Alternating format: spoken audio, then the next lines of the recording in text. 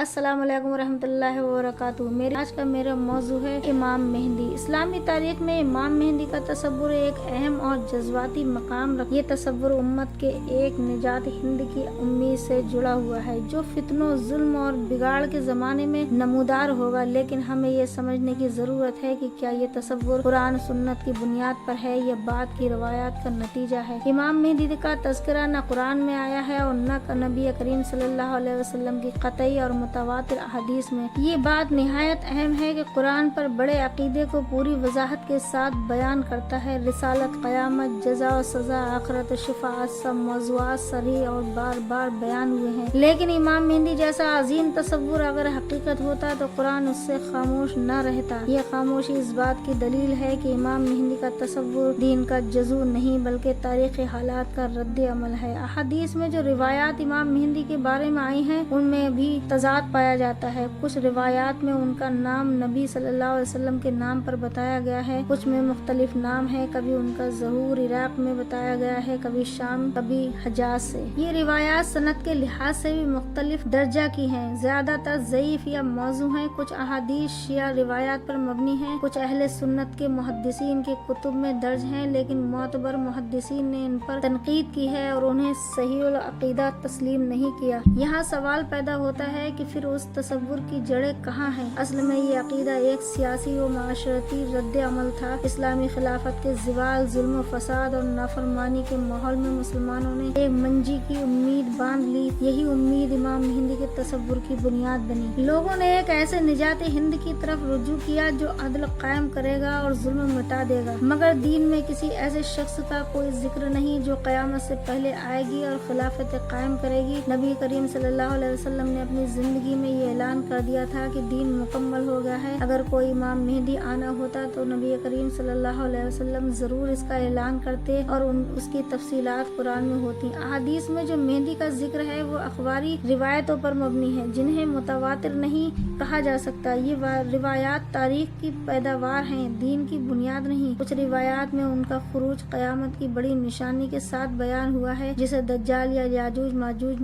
نزول عیسیٰ علیہ السلام، لیکن یہ تمام روایات علاماتی یا غیر قطعی نوعیت کی ہیں۔ اس میں سے کسی پر عقیدہ کی بنیاد نہیں رکھی جا سکتی۔ اسلام میں عقیدہ صرف قطعی ثبوت اور قطعی دلالت نصوص سے بنتا ہے۔ امام مہدی کا تصور ان میں شامل نہیں۔ قرآن کا انداز بیان ہمیں واضح بتاتا ہے کہ قیامت کے قریب کچھ ہولناک واقعات پیش آئیں گے، لیکن ان میں کسی انسان کے ظہور کا ذکر نہیں۔ اللہ نے قرآن میں امت مسلمہ کو اجماعی ذمہ داری دی ہے، انفرادی نجات ہند پر ایمان نہیں۔ یہی وجہ ہے کہ کسی امام مہدی کا تصور دین کی اصل تعلیمات سے میل نہیں کھاتا۔ ہمیں یہ سمجھنا ہوگا کہ اسلام میں نجات کا تصور عمل اور تقویٰ سے ہے، شخصیت پر ایمان سے نہیں۔ اسلامی تاریخ میں جب بھی ظلم بڑھا، مسلمانوں نے کسی مسیحا کی امید لگا لی، کبھی یہ مہدی تھا، کبھی مجدد، کبھی کسی پیر یا بزرگ کی شکل میں۔ یہ سب دینی کمزوری، علمی جمود اور علمی بگاڑ کی علامتیں تھیں۔ یہ نظریات دین کو کمزور کرتے ہیں کیونکہ امت کو عمل سے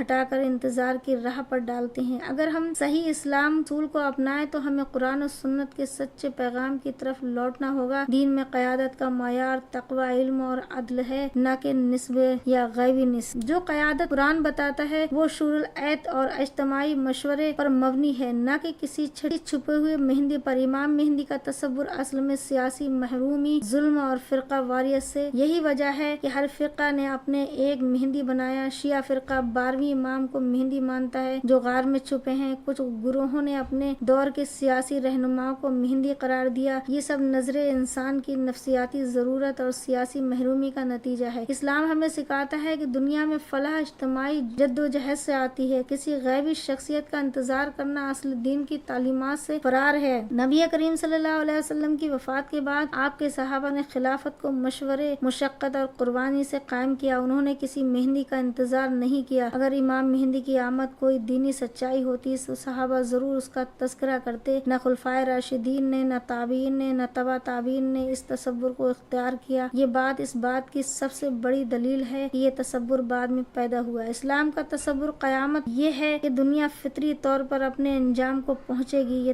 یہ تصور کسی انسانی نجات ہند کا محتاج نہیں۔ ہمیں دنیا میں عدل، رحم، تقویٰ، اصلاح کے لیے خود کھڑے ہونا ہوگا، نہ کہ یہ امید رکھیں کہ کوئی مہدی آئے گا اور سب سب کچھ درست کر دے گا۔ اسلامی عقیدہ فطری، عقلی اور معقول بنیادوں پر قائم ہے۔ یہ عقیدہ جذبات یا خرافات پر مبنی نہیں، اس لیے امام مہدی کا عقیدہ چاہے وہ کتنا ہی پرانا کیوں نہ ہو، دلیل کی کسوٹی پر پورا نہیں اترتا۔ دین ہمیشہ قول قطعی سے ثابت ہوتا ہے، نہ کہ قول ظنی سے۔ اگر کسی مسئلے پر واضح نص موجود نہ ہو تو اسے عقیدہ نہیں بنایا جا سکتا۔ اسی اصول کے تحت امام مہدی کا تصور ایک غیر ضروری نظریہ بن جاتا ہے۔ ہمارے دین میں اصلاح کی راہ تعلیم، شعور، تبلیغ اور اجتماعی جہد ہے۔ اس میں کوئی خفیہ مہدی کی ضرورت نہیں، بلکہ یہ عقیدہ امت کی صلاحیتوں کو سلب کرتا ہے۔ امام مہدی کا انتظار کرنا ظلم کے خلاف خود کھڑا ہونے کی راہ میں رکاوٹ بنتا ہے۔ یہ عقیدہ امت کو خام خیالی میں مبتلا رکھتا ہے۔ بہتر یہ ہے کہ ہم دین کی اصل تعلیمات کو مضبوطی سے تھامیں۔ دین عمل سے زندہ رہتا ہے، انتظار سے نہیں۔ قرآن میں کہیں بھی ایسا نہیں کہا گیا کہ کسی مہدی کا انتظار کرو، بلکہ کہا گیا ہے کہ اپنے عقل، تقوی، علم اور ہمت سے دین کو قائم رکھو۔ نبی کریم صلی اللہ علیہ وسلم نے فرمایا، ہر شخص ذمہ دار ہے اور اس سے اس کی ذمہ داری کے بارے میں پوچھا جائے گا۔ کیا اس حدیث سے یہ واضح نہیں ہوتا کہ ہمیں خود اصلاح کرنی ہے؟ کسی غیبی شخصیت کے انتظار کے بغیر اسلام نے انسان کو خود شعور دیا، خود قیادت کی راہ دکھائی۔ یہی اس دین کی خوبی ہے کہ یہ غیر موئی شخصیات پر ایمان کا مطالبہ نہیں کرتا۔ ہمارے لیے اصل مہدی وہی ہے جو قرآن و سنت کی روشنی پھیلائے۔ وہ ہر انسان جو عدل کے لیے کھڑا ہو، تقوی پر چلے، وہی مہدی ہے۔ یہ اصطلاح عربی میں ہدایت یافتہ کے لیے استعمال ہوتی ہے۔ قرآن میں کئی مقامات پر المہتدین آیا ہے، یعنی ہدایت یافتہ لوگ۔ کسی خاص شخصیت کو مہدی کہنا صرف روایتی عقیدے کا حصہ ہے، دین کا نہیں۔ اس لیے ہمیں اس نظریے پر نظر ثانی کی ضرورت ہے۔ ضرورت اس بات کی ہے کہ ہم قرآن کو اپنے عقائد کا مرکز بنائیں۔ اس تصور سے نکل کر ہم دین کی اصل تعلیمات یعنی تقوی، عدل، صبر اور اجتماعی شعور پر آئیں۔ خلافت راشدہ کے دور کی طرح ہمیں عمل اور مشورے سے قیادت کو جننا سیکھنا ہوگا۔ امت مسلمہ کو اگر دوبارہ عروج حاصل کرنا ہے تو اسے اس قسم کے غیبی تصورات سے باہر آنا ہوگا۔ ہمیں اپنی عقل، علم اور دین پر بھروسہ کرنا ہوگا، کیونکہ یہی وہ ہدایت ہے جو قیامت تک کے لیے کافی ہے۔ اسلام ہمیں مہدی کا انتظار کرنے والا نہیں، خود مہدی بننے والا بناتا ہے، یعنی وہ جو ہدایت پر چلے، لوگوں کی رہنمائی کرے، ظلم کے خلاف کھڑا ہو اور عدل کا پرچم اٹھائے۔ بس یہی اصل مہدویت ہے اور یہی اسلام کا اصل پیغام ہے۔ میرا ویڈیو آج تک کا بس یہی تھا۔ اگر میرا ویڈیو پسند آیا ہو تو لائک کریں، شیئر کریں، سبسکرائب کریں اور میری ویڈیوز کو آگے بڑھائیں۔